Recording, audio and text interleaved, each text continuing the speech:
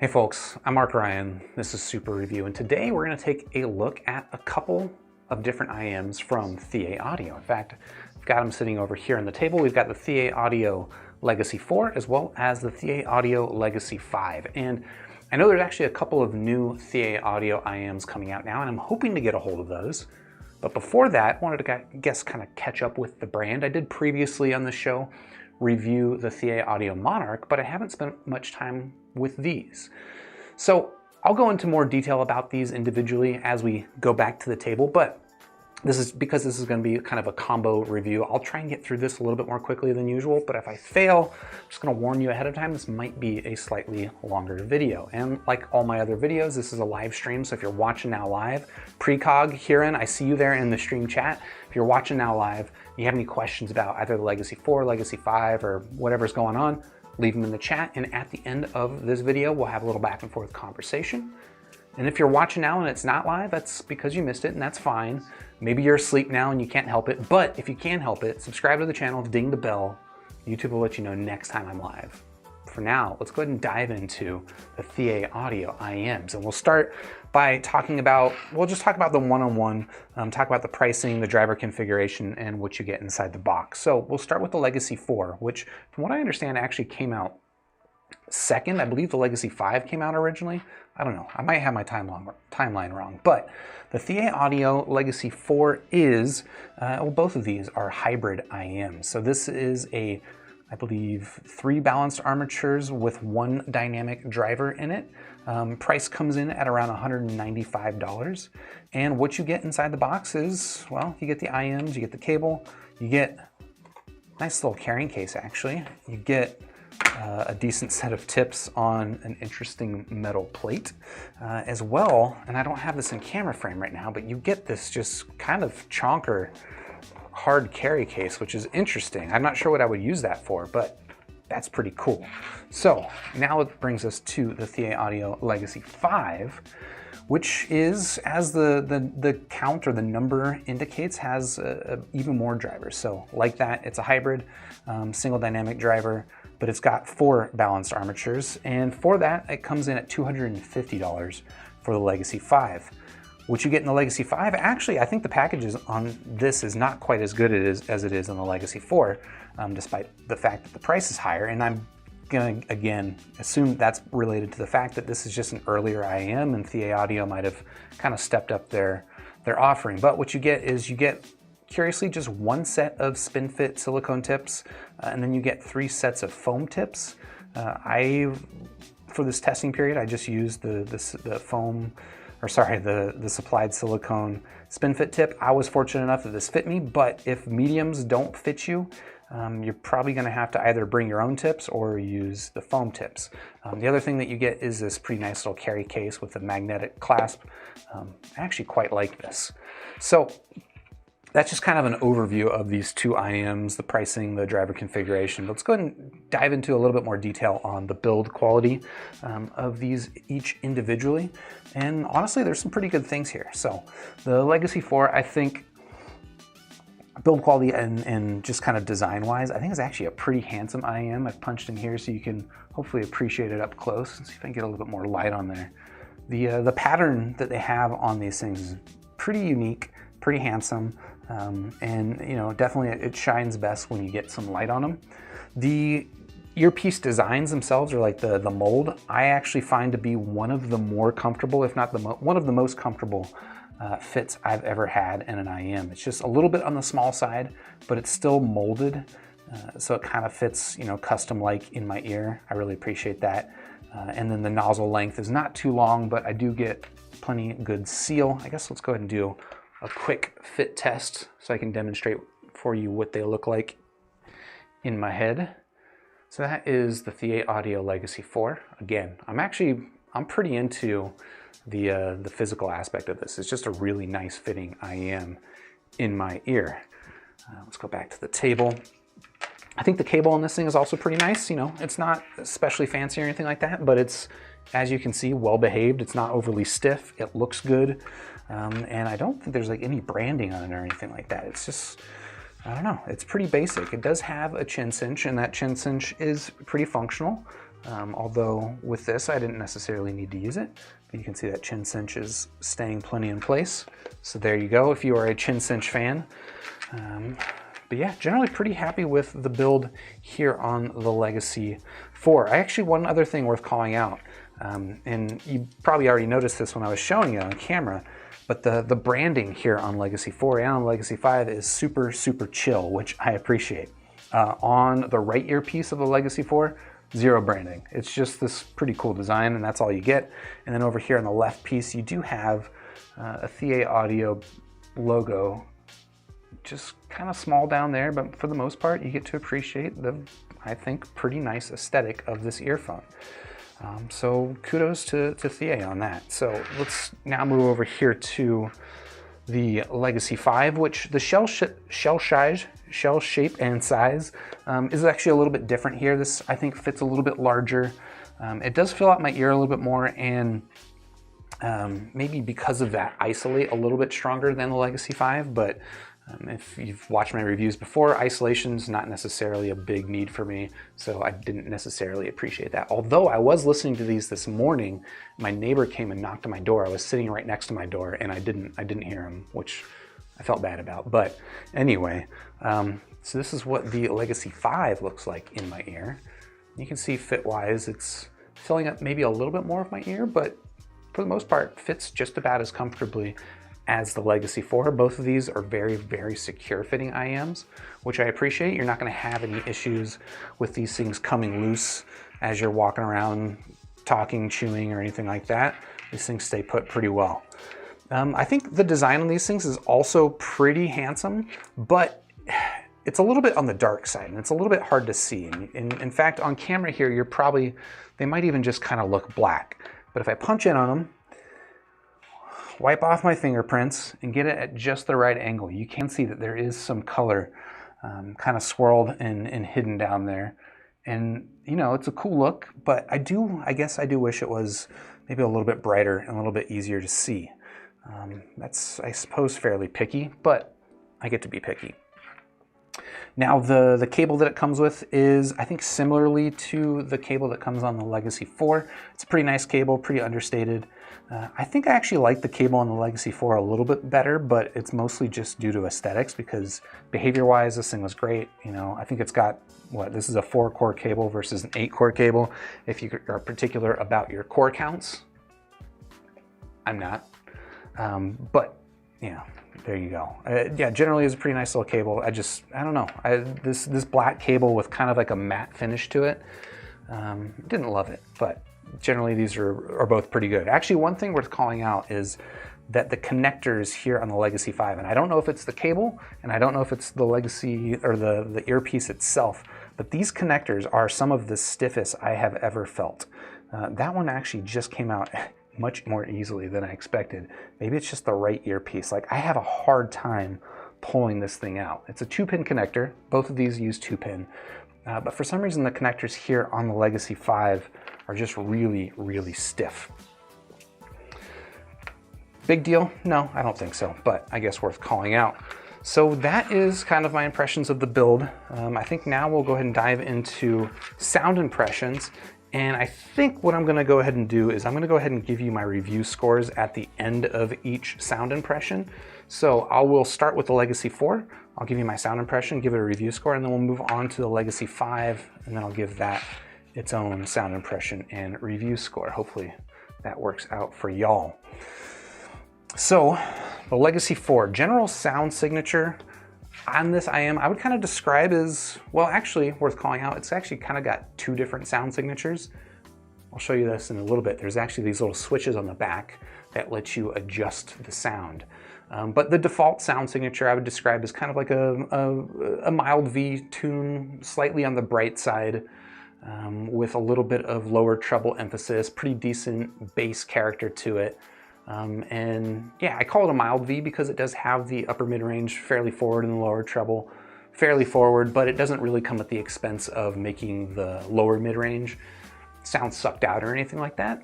And then the switch that is on here, you can flip it, and I guess I'll punch in on this.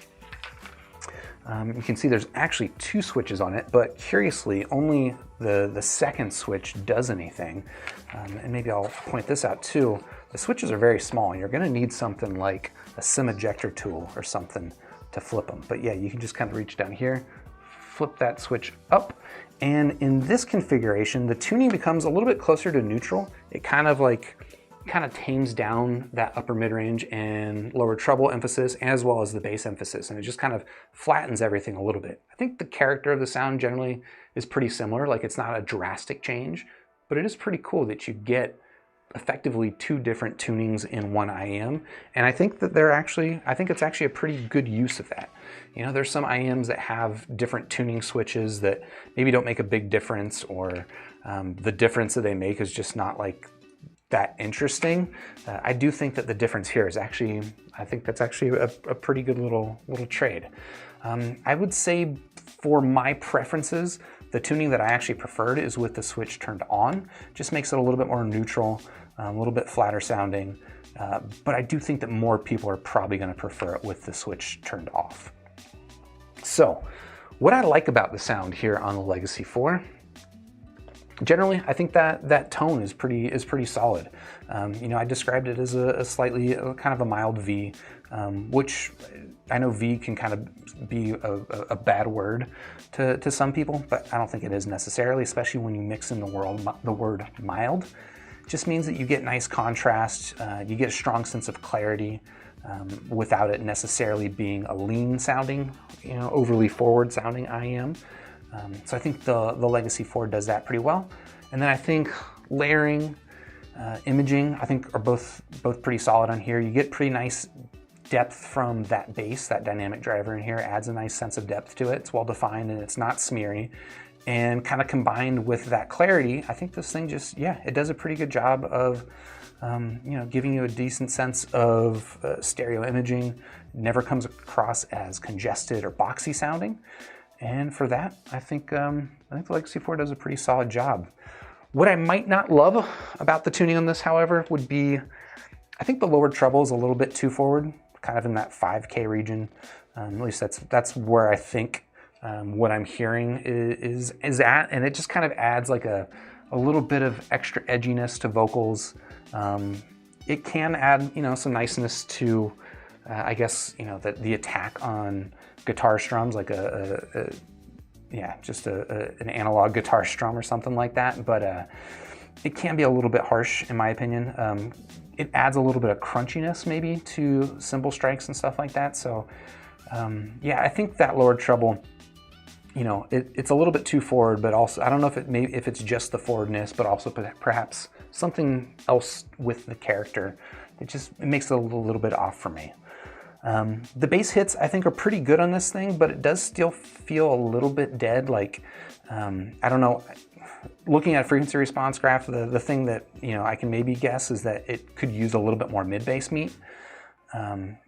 The way that I kind of described this before, this is just like, this is not audio science specific terminology, but just kind of a sense that I got when listening to the bass is it felt like it had a pretty good hit, but not a strong follow through, if that doesn't necessarily mean anything, but this is audio, so those are the kinds of descriptions you get. So yeah, and then I think probably the biggest issue that I had personally with the Legacy 4, and you know, just keep in mind this is a sub $200 IEM, and I have been listening to more expensive stuff lately, but I did find the mid-range on this comes across maybe a little bit plasticky, a little bit smoothed over in the details, just not the most refined, in my opinion, in the mid-range and the treble. So, you know, there's some pretty good things about the sound, some things that are not necessarily phenomenal, but I don't know, generally I think this is a fairly safe pick for a lot of people. I did do some comparisons with this directly versus the Tantrum Hana, which is maybe a little bit cheaper, but kind of in the same price range as this. And I think tuning-wise, they're actually both pretty similar. I'd bring it into camera view right now, but it's actually out on loan right now. But the Tantrum Hana, yeah, tonally I would say it's similar, right? It's kind of like a brightish, mild V. But a big difference with the Hana is that it is a single dynamic driver. This is a hybrid. But interestingly, I think that the Hana just kind of does everything better, in my opinion. I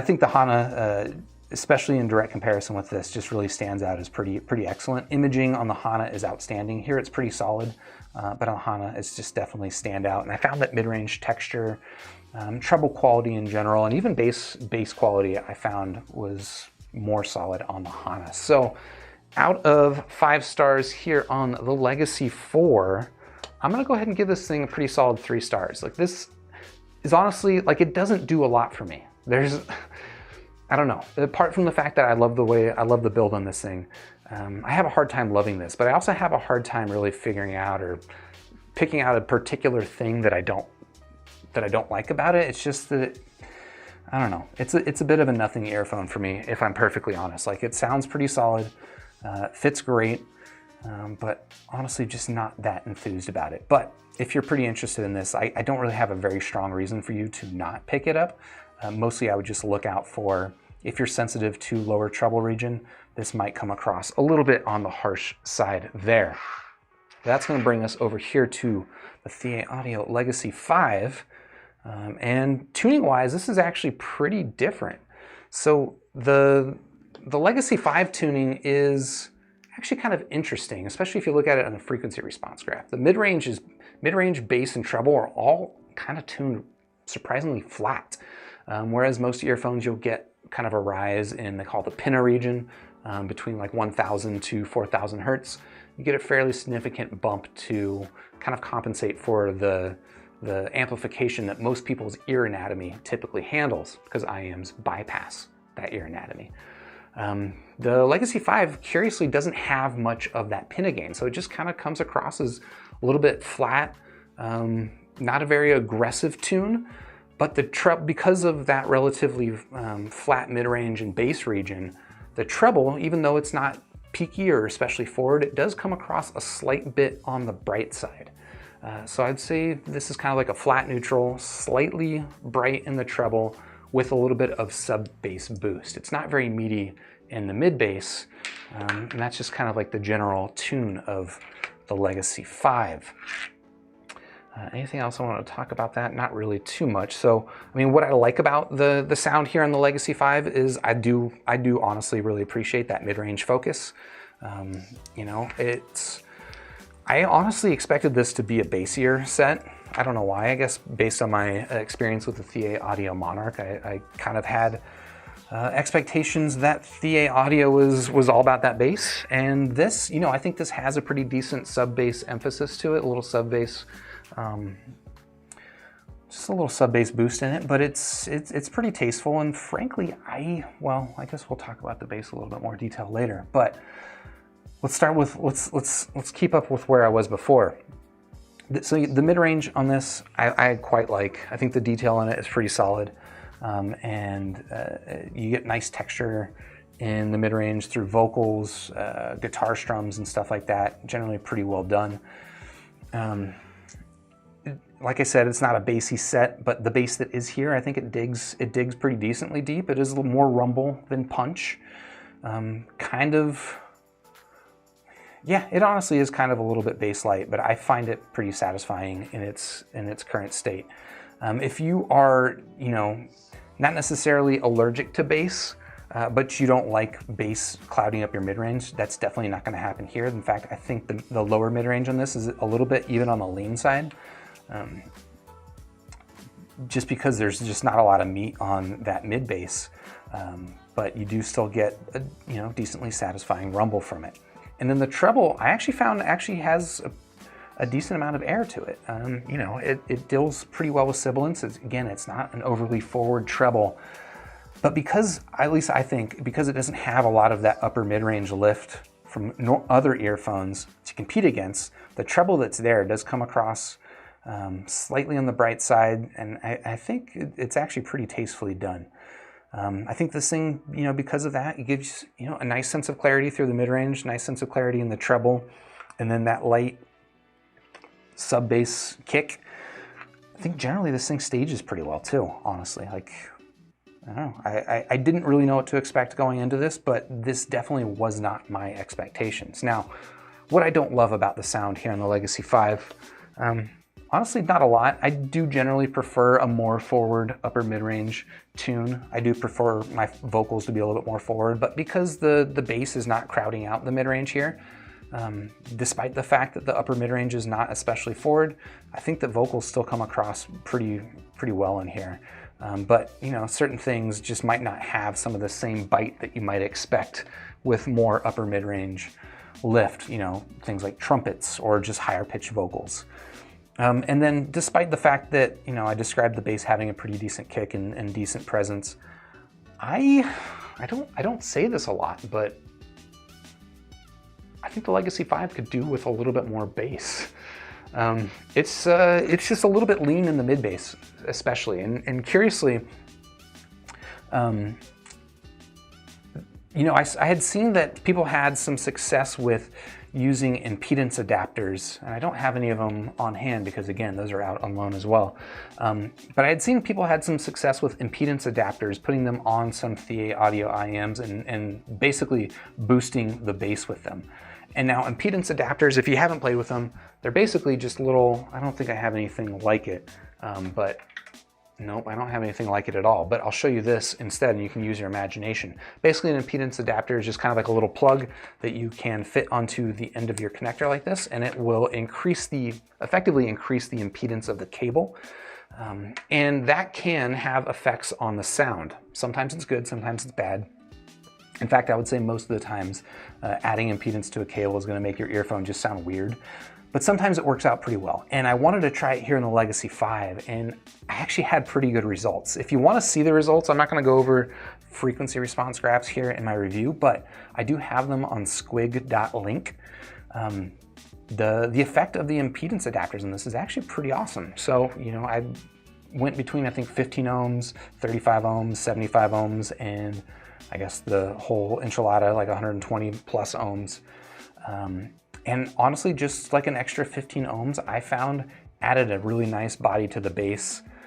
Maybe spoiled a little bit of the mid-range and treble detail that you get here, just sort of the presence of it. But I found that with just that little bit of extra bass, really made this a pretty satisfying earphone. So out of 5 stars, I'm gonna go ahead and give the Legacy 5, this is the Legacy 5, without the impedance adapters, I'm still gonna give it a pretty solid 4-star score. Honestly, I quite enjoy this earphone. You know, the tune that we just talked about, that neutral, flattish, neutralist, mid-range emphasis with a decent treble air, like those are all things I can really get behind. And then the build quality, the fit on this thing is pretty excellent for my ear. You know, aesthetically, maybe I wish it wasn't quite so dark, especially here on camera, man. Does actually look a little bit better in person, I think. But that is, I think, my impressions of the ThieAudio Legacy 4 and 5. If you're interested in checking those things out, shout out to Linsel Audio. They sent them to me for review. I've got links to them in the description down below. While you're down there, if you found this video helpful, useful, please hit the like button, subscribe to the channel if you haven't already, and ding that YouTube bell, because that's what I'm supposed to say. And then I guess I'll see you in the next super review. And if you're here live, stick around, let's have a little conversation. Otherwise, I'll see you in the next one. All right, folks, let me catch up with live chat.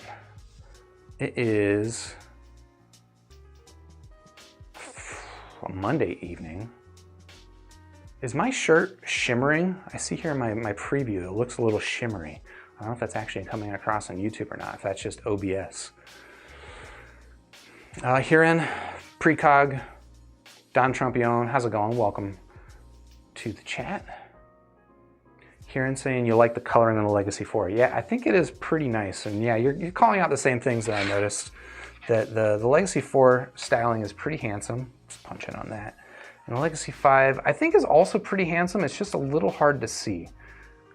I do like the depth that you get here in the Legacy 5. This feels maybe a little bit flatter, but it would be nice if it was maybe a little bit brighter. I do think that there are 2 different colors of the Legacy 5 available, but it's not obvious to me that the other color, I think there's blue and red, and this is purple and red. It's not obvious to me that the other color is any brighter.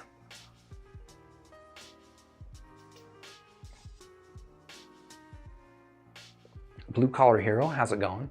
Welcome to the chat. Anmar is saying, I have the L4 and it's thin sounding. Yeah, so the Legacy 4, I described it as kind of like a mild V. I don't know that I would necessarily, at least for my taste, I wouldn't necessarily describe it as especially thin, but it is missing some of that mid-bass meat, I think, which I think could give it a bit of a fuller sound. And I think when you listen to something like the Tonstim Hana, very similar tune, if you look at the frequency response, I do feel like the Hana comes across as a little bit fuller.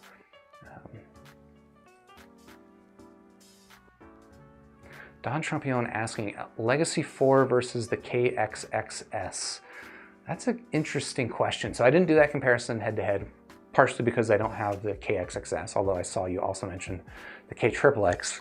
I didn't do that comparison. I was mostly comparing them with the Tonstim Hanas because frequency response, they're very similar, and the Hana is my favorite kind of in this price range.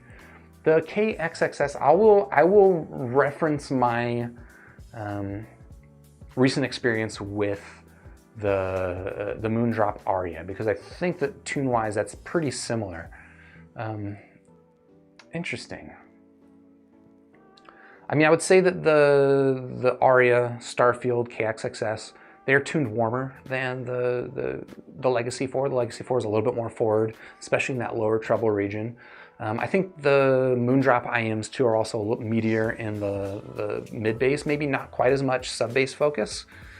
So if you want a little bit more sub-bass rumble, you might get that out of the Legacy 4. But I think personally, which one I would take, I would probably personally take the Moondrop stuff. But I don't know, they're kind of swinging around in the same region, or the same swinging around in the same region. That is not a metaphor that makes any sense, but I think they're in the same ballpark.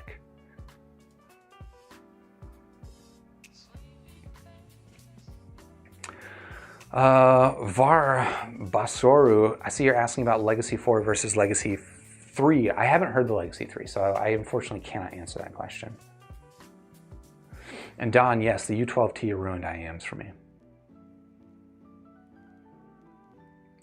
Oh, Don, you're also asking, does the Legacy 5 have switches? Answer is no, curiously. So this is, again, another sign that I think the Legacy 5 might be one of their earlier IAMs, but I don't know. Maybe I'm just making things up. No switches here on the Legacy 5, whereas here in the Legacy 4, you got 2 switches, although only one of them does anything, which is curious. You know, I would expect that if maybe they were reusing the shell in other IAMs, where the 2 switches do something, but I don't know. I'm sure it made sense for some reason.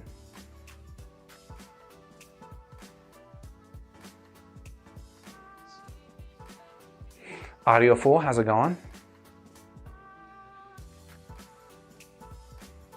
And Don Trumpion said, I need to add a link to my graph tool on the YouTube. So that's a good call. I should add.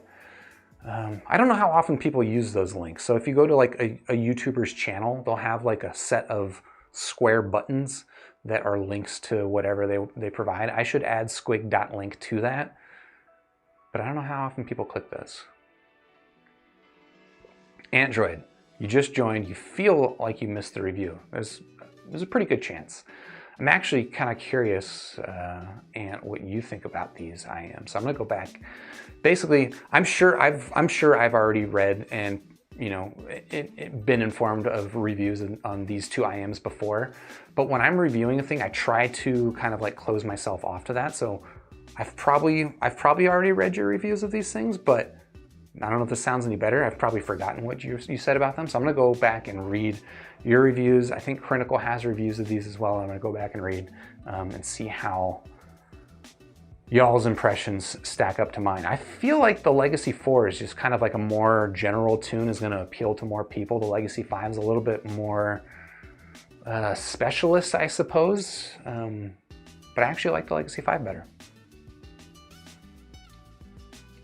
Jonathan Lerner asking, do I prefer the ER2XR or the Legacy 5? Overall, I would say like it's good. It's really hard to beat, honestly, the Etymotic ER2XR. Just a really good tonality, and especially with my preference, the brown filters, because you can swap out like the little filters, and Etymotic sells a set anyway. with the brown filters, the ER2XR is pretty phenomenal for my tastes. That said, there are some certain things that the Legacy 5 does better. I mean, I think fit-wise, it's just easier to fit the Legacy, whereas the Etymotic, I have, you know, no real complaints with Etymotic fit, but it's a little bit more work to put them in, right? You got to like kind of angle it just right. And in certain situations, if I can just set it and forget it, that's fine. If I'm in like a situation where I'm, let's say, sitting on the couch with my wife and she wants to talk to me, or I'm in an office and I need to talk to people, you might want something that can pull out and plug in a little bit better, and there I would say the Legacy has a bit of an advantage. And then in terms of, I don't know, detail and staging, I think the Legacy 5 actually does a better job there than the Etymotic. So I would give the tuning advantage to Etymotic by a pretty wide margin, again, for my preferences. But that doesn't mean the Legacy 5 doesn't have some things going for it. Ryan Black, I have not talked about the Oracle yet. So I mean, I alluded to it at the beginning. The Oracle and the Excalibur are ThieAudio's most recent IMs, and I think I'm gonna get a chance to hear them, but I haven't heard them yet. And I did wanna check out these ones before diving into those.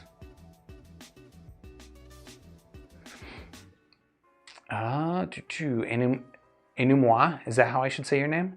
Legacy 5 or Mangird T. So I'm planning to do the review of the Mangird T next. And I could leave you suspenseful. Or I could just tell you, I like the Legacy 5 better.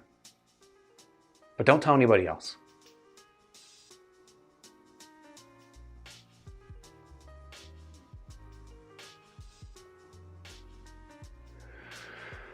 Ryan Black asking, can you go into about what you brought up before regarding how you feel like spending more on IMs makes more sense to you than headphones? I mean, I think what I had talked about before was that previously I had, I don't know, just some sense that it made more sense to spend more money on a headphone, probably because it's physically a larger thing, and I don't know, that sort of thing does actually go into our, a lot of people's, certainly mine, just kind of initial thoughts on how we process value and what's a thing worth. Well, if it's bigger, it ostensibly costs more to make, it must be worth a higher price. And I think I had that influencing my kind of perception of how much to spend on IMs. And it honestly seemed pretty hard for me to, you know, go back 2 years ago to justify spending $500 on an IM. But now that I've spent time listening to a lot of different IMs under $500 and some IMs above $500, I can't say every IM above $500 is worth it. Campfire Audio, Dorado, and Vega, for example. But I can definitely see why spending that extra money, what it can get you. And if that's what you want, and I can definitely see why you might want that, the price makes sense to me, I guess, is another way to put it. As to, I don't know if you worded this question specifically this way or if it was just how I'm reading it, but I don't think I put any price premium on either headphones or IEMs at the moment. Like, I don't know, maybe I still do, honestly. Like, maybe it makes, like, it would be easier for me to spend $1,000 on an HD800S or something like that than it would to spend $1,000 on an IM, but maybe not. Yeah, I don't know. I think I might be past it. I think I might just be at the point where I treat them mostly equally. Although I will use IMs more often, I have fewer headphones. I don't think that answers your question. Jonathan Lerner saying, just curious about the filters. Do the brown filters make them brighter? Because the dark tone is my only complaint so far. Yes, Jonathan. In fact, check out squig.link. That's the actual URL is squig, SQUIG.link, L-I-N-K. I've actually got both. I've got the Etymotic ER2XR graphed with the stock green filters, as well as with the brown filters. And the brown filters add a little bit of upper mid-range and a little bit of lower treble, which I think to what you're looking for adds a little bit of brightness. Not a lot, But if you want maybe a little bit more brightness, there's also the white filters, which I measured. Wait, did I measure those? I think I did measure those, but I didn't listen to them. Because here's the thing worth considering with those filters. Every time you take them in and out of the earphones, there's a pretty good chance you're going to destroy them. You might not necessarily, but there's a pretty good chance. And in fact, I destroyed one of my white filters. So because of that, like I just put in one, measured them all, like I put them into the left channel or something like that, measured them, and then I only listened to the one that looked the best to me, and that to me was the brown filter.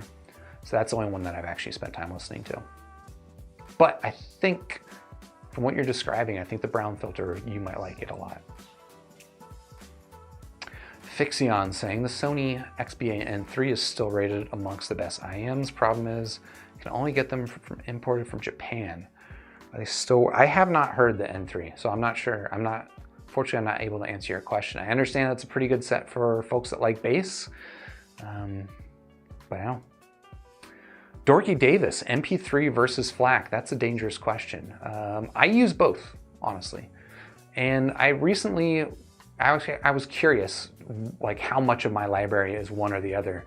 And so I actually figured out a way to export all of my file names and pivoted it by file type. I forget where I landed, but I think my library, which is about 4,000 songs, not that much. But I think my library was about maybe 25% MP3 and the rest of it was FLAC. And for me, I'm not confident that I can hear the difference, honestly. Like the difference between a FLAC file and a well-compressed MP3, let's say 320 kbps, I'm not confident that I can hear that difference. What I do know is that the file size difference for me is not that big of a deal. It doesn't matter to me that FLAC is a little bit bigger than 320 kbps MP3. And knowing that it doesn't, like, it just kind of in the back of my head satisfies that itch or that doubt, for me it's worth it to have FLAC. So I prefer to keep FLAC. Most of my stuff is in FLAC, and if I can get FLAC, that's the way that I want it. But I have plenty of MP3 that I listen to, and I'm happy with it because I'm, again, just not confident that I can hear the difference.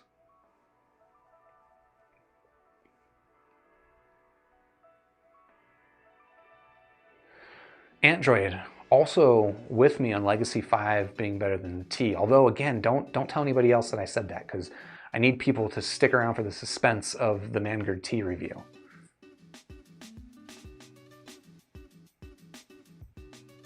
In My Life Matter, yeah, you're saying that the Manguard T has 2 more drivers than the Legacy 5. I believe, yeah, so the Legacy 5, 1 dynamic, 4 balanced armatures, and the Manguard also 1 dynamic, but 6. That was 6, some combination of those fingers. It's got 6 balanced armatures. So yeah, 2 more drivers, but I don't know that those drivers have anything to do with why I do or don't like the Manguard T as much as Legacy 5. But I guess it is a good indication that, or a good example that more drivers does not always equal more better audio.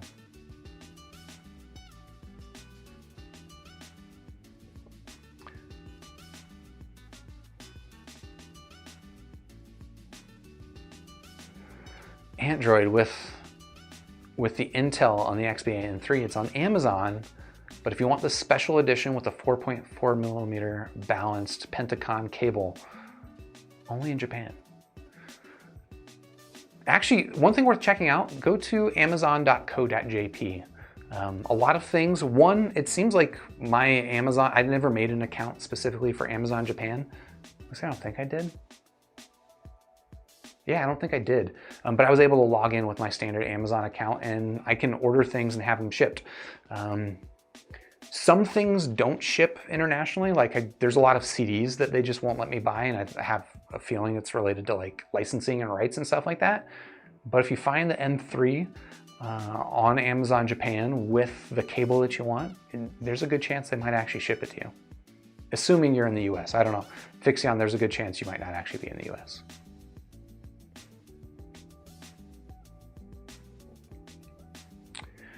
Wendigo Smith, 8-core or 16-core cable. I honestly don't have much of a strong preference for the number of cores in my cable. I will say that at some point it gets to be too much. Like I've got a cable over here.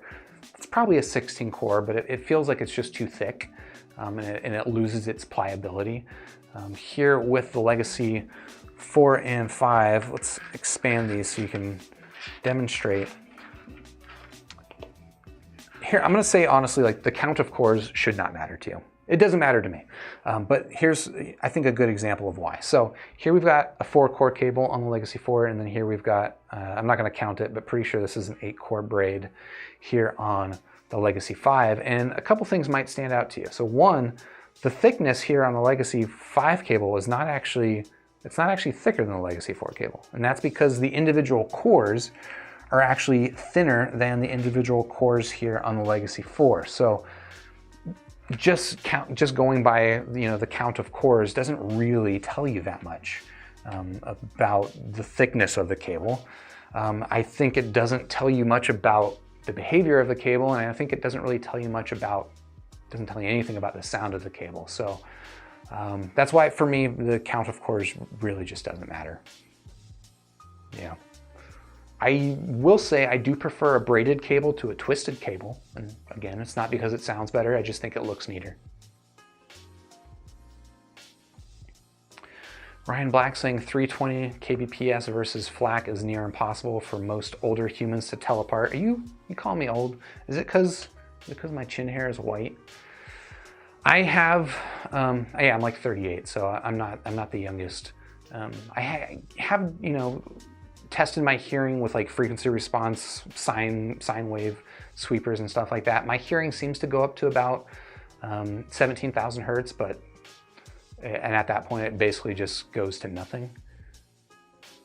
But I also don't know that like being able to hear 17,000 hertz means that I'm necessarily going to hear all the detail loss and compression that younger ears might hear with a 320 kbps MP3. I think for the most part, the way that I arrived at my conclusion that I can't really hear the difference is using a test that is on, I want to say it's on like NPR's website or something like that, NPR or PBS, I can't remember, one of them. They have a page, and maybe I'll find a link and drop it on Discord if anyone's interested. They have a page where they have a handful of song samples, and you can listen to them in 128 kbps, you can listen to them in 320 kbps, or you can listen to them in WAV, uncompressed WAV file. And listening to those, I find it like, basically when I do that test, I can generally rule out the 120 to 128 file. That one's usually pretty standout, but between the WAV file and the 320 kbps, I don't really hear a difference. And like sometimes I think I hear a difference, but I get about 50-50 when I pick them. Partly that might be just due to the fact that the songs that they chose are not songs I'm familiar with. And maybe if I did that exact same test with songs I'm more familiar with, maybe things would stand out. But I feel like at that point, I'm just like, I'm trying to prove something that I don't care about. I just don't. I'm pretty happy with where I've arrived, where I've landed on the FLAC versus MP3. I prefer FLAC, doesn't cost me anymore. But if I can only get MP3, I'm fine with it.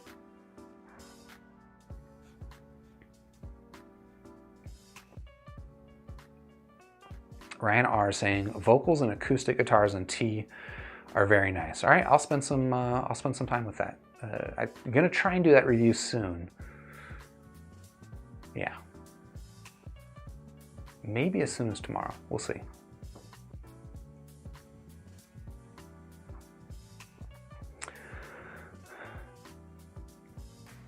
And Vishwanath, I see you're mentioning the file FH5S. I'm very interested in checking that out, and I think I've got one of those on the way. So there should be a review for that coming soon.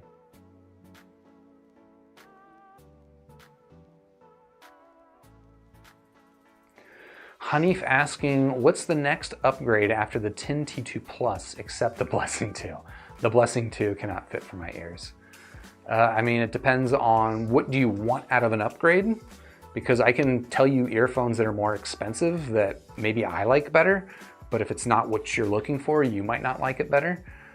So yeah, what are you looking for out of an upgrade? And then what's your price range? Because you didn't rule out the Blessing 2 based on price. So are you willing to spend $500, $700, or are you looking for something under $200? Because I would say T2 Plus. Let's see, that's kind of like a slightly bright V, somewhat relaxed upper mid range actually, but it's a little bit bright in the treble. So next up thing like that, I mean, maybe like the FiO FH3 or the Tonstum Hana, I think is probably a little bit closer in tonality. And Ryan Black, thanks for clarifying. It is the NPR is the MP3 test that I was referring to. So if you just type into Google like NPR MP3 versus Wave, you'll probably find that test. And I think it's actually worth taking for yourself. Take your time and don't treat it as like a point of pride, because you might get your pride hurt, but also like that's not what matters. I think it's just a really good learning experience and a really good demonstration that these things that we focus on, MP3 versus FLAC, it's a good demonstration that they don't always matter that much. Oh, My Life Matter, you're pointing out the obvious upgrade to the TIN T2 Plus is the TIN Hi-Fi T5, which has just come out. I haven't heard it yet, so I actually can't tell you whether or not it's an upgrade. Android, however, he can tell you. But yeah, folks, I think that's gonna do it for this live stream. Thanks you all for tuning in. Thanks you all for tuning in. It's a rough start for my Monday. Anyway, thanks for tuning in. Appreciate all the questions, the chat. If you haven't already, please hit the like button on the video. It does help me out. Subscribe to the channel, but if you're here now, you probably already are. And if you haven't already, check out a link in the description down below to my Discord server, where I spend way too much time chatting audio. And if you've got any questions about anything that I've got here, if you want to see something measured that maybe I haven't measured, or see something measured in a way that I haven't, throw on this tip, measure it. I'm usually open to that kind of stuff. So join the Discord server. We'll have a chat, but otherwise I'll see you in the next super review. Have a good week.